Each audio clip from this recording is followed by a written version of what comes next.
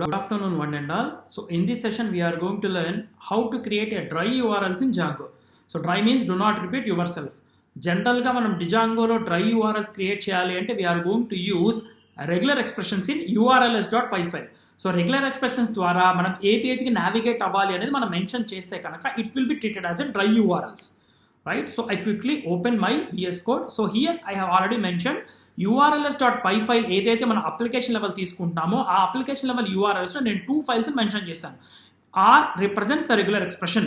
So ఈ పేజ్కి navigate అయ్యే విధంగా నేను డాలర్ సింబల్ పెట్టుకున్నాను. So about page as well as home page మొత్తం 2 పేజెస్ నేను క్రియేట్ చేసుకున్నాను. సో ఇక్కడ నేను URL తీసుకుంటున్నాను కాబట్టి URL మెథడ్ తీసుకుంటున్నాను కాబట్టి I'm going to import a package that is django.urls import re_path as URL and as well as admin అనే పాత్ను కూడా మన ప్యాకేజ్ కూడా ఇన్స్టాల్ చేసుకోవాలి. సో ఈ 2 ప్యాకేజెస్ మనం రాసుకున్న తర్వాత URL ప్యాటర్న్స్ తీసుకోవాలి.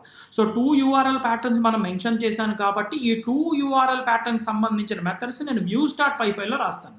So I will open views.py file at application level. So application లెవెల్లో views.py ఫైల్లో నేను 2 మెథడ్స్ రాసుకున్నాను. ఒకటి హోమ్ పేజ్, ఇంకోటి అబౌట్.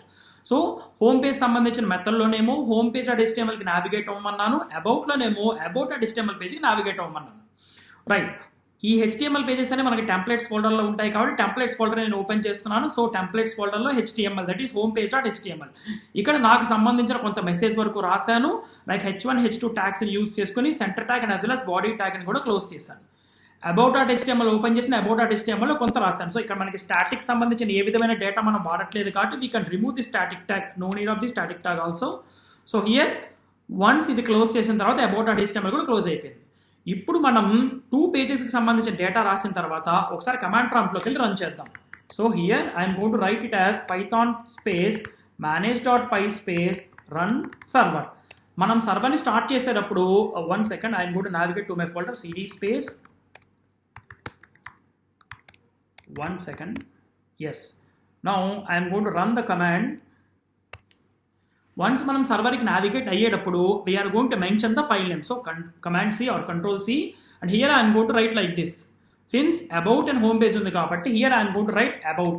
మన URL లోనే మెన్షన్ చేయాలి. సో వన్స్ మనం అబౌట్ అని మెన్షన్ చేస్తే అబౌట్కి సంబంధించిన డేటా మొత్తం మనకు వస్తుంది. అలా కాకుండా ఇక్కడ మన హోమ్కి సంబంధించిన పేజ్ మనం క్లిక్ చేస్తాం అనుకోండి, నావిగేట్ అయ్యాం అనుకోండి, హోమ్ పేజ్కి సంబంధించిన డేటా మనకి వస్తుంది.